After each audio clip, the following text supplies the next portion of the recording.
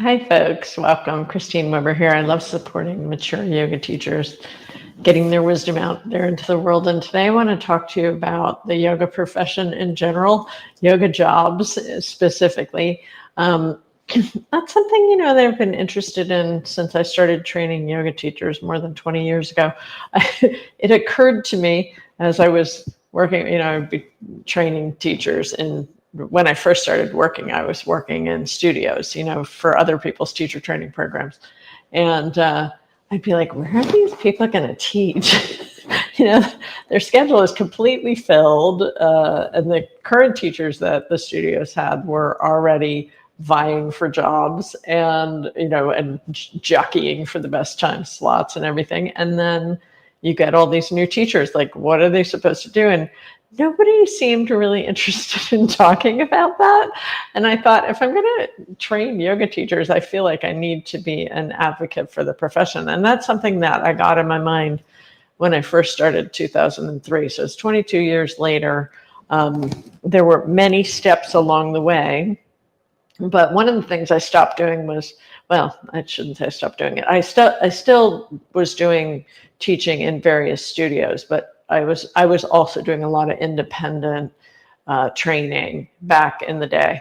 And I still do it, where I would be training people regardless of where they wanted to teach. But I started thinking about, where are people going to teach beyond the yoga studios? And my experience was that my first regular yoga teaching gig in 1995 was in a nursing home, and assisted living and independent living facility. Like, I taught for sometimes six classes a week in that facility. It was such a great job because I had regular income from it.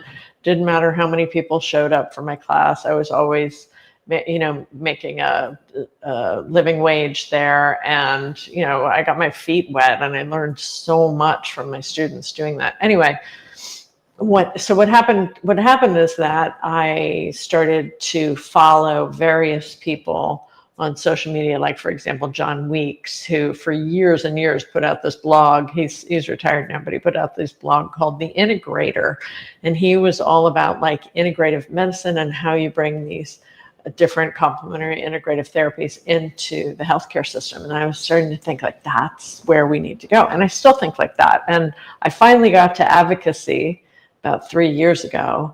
Well, no, actually it's been more like 7 years, but 3 years ago, or 4 years ago, I finally got a position with and it's just a pro bono. Like, I don't make any money from it, but I got a position with the Integrative Health Policy Consortium. So I've been working on policy, or at least not policy, but advocating for policy for like 4 years, 7 years altogether, but 4 years in an official role.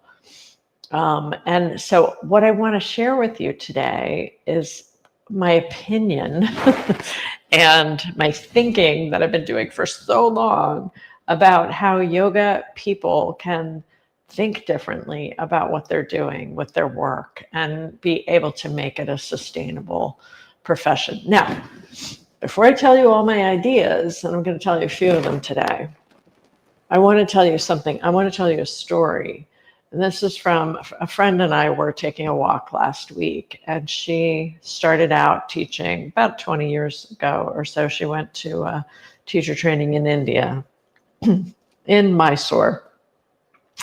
She learned how to teach Ashtanga yoga, and she's a great person. So she came back from India and got a job at a yoga studio teaching Ashtanga yoga, and instantly recognized that most of the people coming to her class couldn't do it because not many people can do Ashtanga yoga, right? So then she called a yoga studio in town and said, I know how to teach Ashtanga, but can you teach me how to teach everything else? Because I can't work with most of these people. They can't do it. It's not safe for them. So then she went to another teacher training program, which was completely useless and didn't teach her. And it was flow yoga. And so she learned how to teach Ashtanga again, but more creatively, and same problem. So for whatever reason, we have a lot of cognitive dissonance in the yoga world about what people are capable of. And, when I say people, I mean the vast majority of people in this country, in the world, but also the people who go to yoga classes. The people who go to yoga classes are often not hypermobile enough to be able to do a flow yoga or an Ashtanga yoga series. So before I start talking about all the possible professions, what we really need to talk about is how we're training yoga professionals. Like if you are being trained as a fitness professional who's going to teach whatever in a fitness setting to elite athletes, there's plenty of training for you. There's lots of programs out there that will do that. In fact, most of the programs will do that. But if you're a person who wants to teach in a nursing home and wants to teach chair yoga, or wants to teach in a community center, or wants to teach at a physician's wellness center or something, you have to learn how to teach yoga in a way that's accessible. And there are some people out there that are teaching more accessible yoga, but accessible yoga is not take regular yoga and make it easier. It's its own thing. And to learn how to teach yoga from the get-go that's adaptable to the people in front of you, where you could teach somebody in a chair, somebody standing up, it's a whole different thing. And it has nothing to do with flow yoga. And so people have to start to understand that there's a big difference. And there's a whole tradition of it too. It comes from Desikachar. So there's a whole tradition of accessible yoga. And to get clear on how to do that, you have to get trained, first of all, but that will help. Like when you feel confident in being able to do that, then the world is your oyster in terms of where you could teach, because you will feel so confident that you could teach anybody. I should say most people. There's certain people that I'm still like, I don't think I know enough about that condition to work with you. But people with arthritis, people with back pain, people with neck issues, people with, just running around kind of like digestive problems, all the typical things that people have, like I can work with those people, and mobility issues, I can work with those people. So anyway, get clear on what you teach. Make sure you're not just teaching some watered down version of elite athlete fitness yoga. Like get trained in being able to teach adaptable, accessible postures. And then now you have this incredible opportunity, because now there's so many ways I think we can be fitting in to the healthcare system. So here are just a few. One is drug and alcohol treatment centers. If you have the ability to work with many different kinds of people, if you have any interest in recovery, for addiction recovery, it's a fantastic place to teach. Those are fantastic places to teach. And you want to make sure that what you're teaching is therapeutic in the sense that it's supporting recovery. It's not just another add-on that a treatment center can add, like their Pilates and Zumba and whatever other dance class sort of thing that they're offering. But like you're clear that what you do is therapeutically supportive of the recovery process. Okay, that's one example.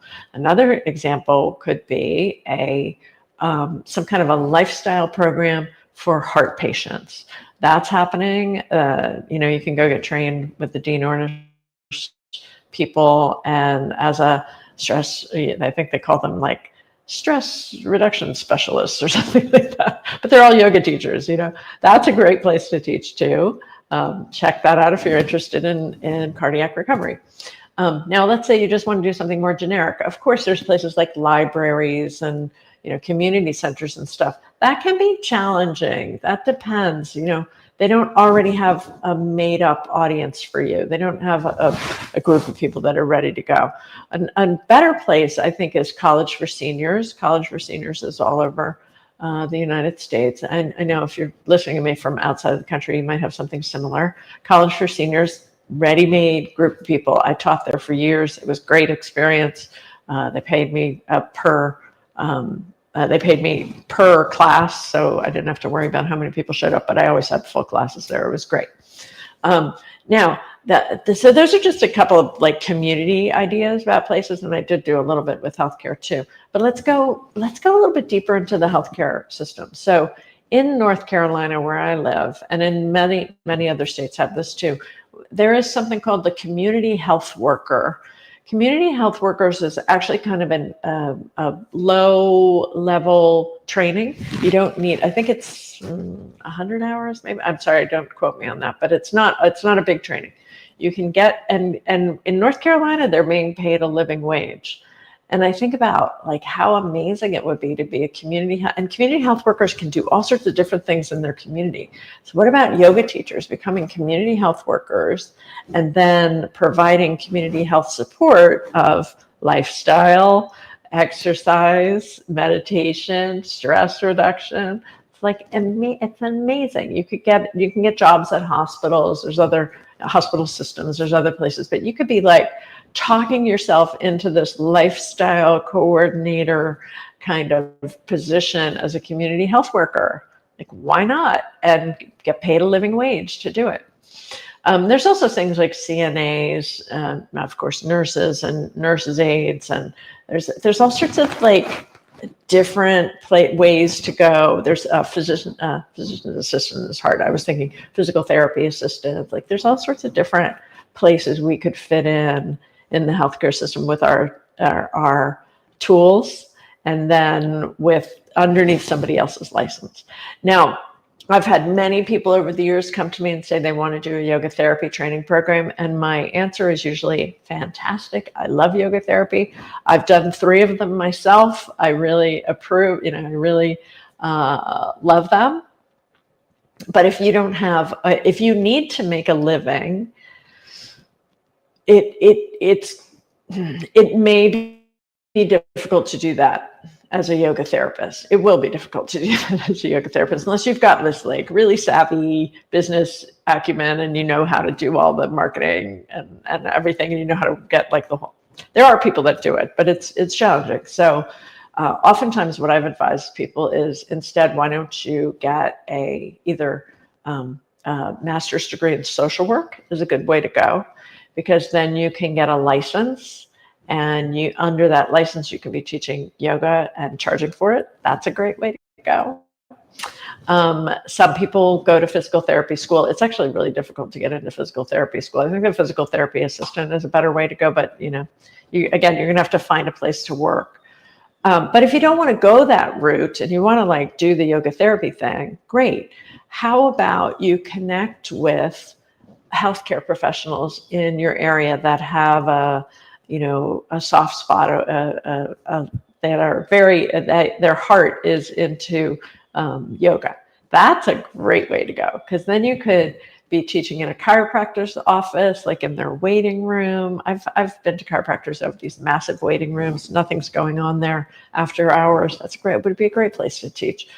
Or you could be doing one-on-one with their clients that they recommend to you. You could even work in their office.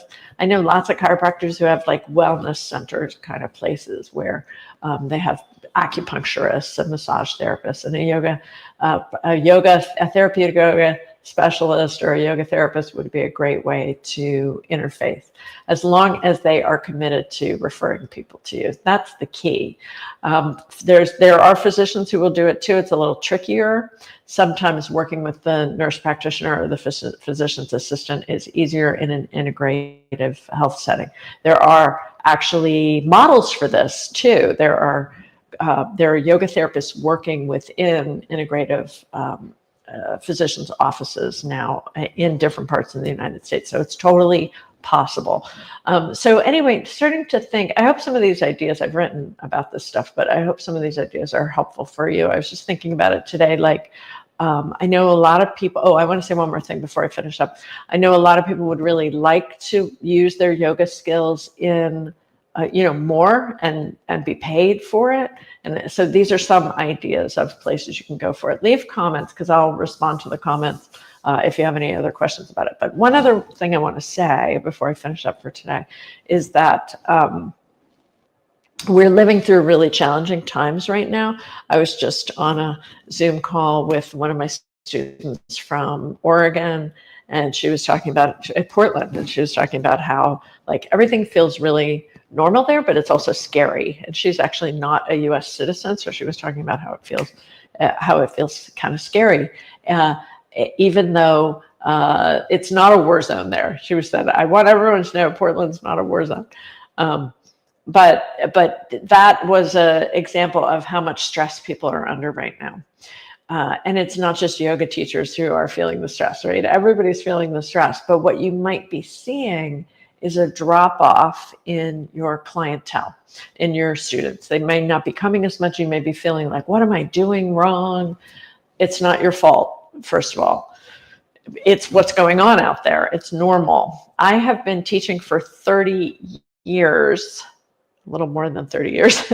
And what I've seen many times during very challenging times, whether it was 9/11 or the financial, we had a financial issue back in the late 90s. I don't remember exactly. And then of course, 2007, 2008, all these different times when scary things have happened, or we've been through recessions, difficult things are happening.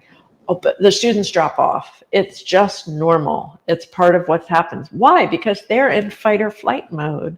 They're trying to figure it out. They're scared. They're freaked out. They like yoga. That sounds like a luxury. I don't have time for it, right? So you will see that normal drop off in difficult times. And I know many people are seeing it right now. Please keep the faith. Please, if you have to let go of a class for now, that's fine, but come back. Try and do one-on-ones is a good way to fill your time and make a little extra money during that time, because you definitely have students who would be interested in doing that with you. So do some one-on-ones. And then please know that in about 6 months to a year from now, even if things get worse, people are going to feel so dysregulated in their nervous system, and they're going to remember, I'm so miserable, I'm so dysregulated, I'm so stressed out, I need yoga. And what's going to happen actually, and I don't have a crystal ball, but I will tell you this from my experience, what happens is usually a surge. You will actually have more people interested in it. So keep the faith, know that that is coming in 6 months to a year. But just know, like, it is very normal to have these kind of fluctuations in your students. It's very normal. It happens all the time.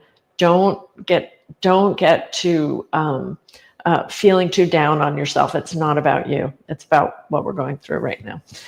I hope all this is helpful. Please leave comments and let me know. Thank you so much for being here, and I'll see you next week. Take care.